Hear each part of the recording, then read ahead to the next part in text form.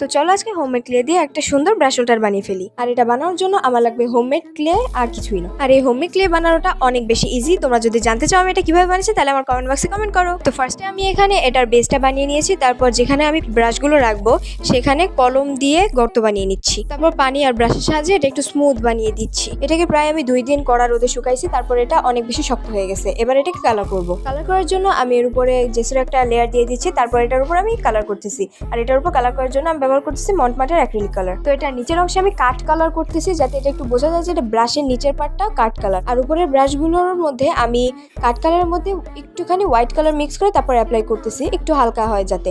তারপর আমি এখানে কয়েকটা কালার শেড দিয়ে দিচ্ছি যাতে এটা একটু কিউট লাগে দেখতে। তারপর এর উপরে আমি ভার্নিশ অ্যাপ্লাই করছি যাতে এটা অনেক বেশি গ্লস করে। তো আজকের আইডিয়াটা তোমাদের কাছে কেমন লেগেছে অবশ্যই কমেন্টে বলো। আজকে এই পর্যন্তই, টাটা।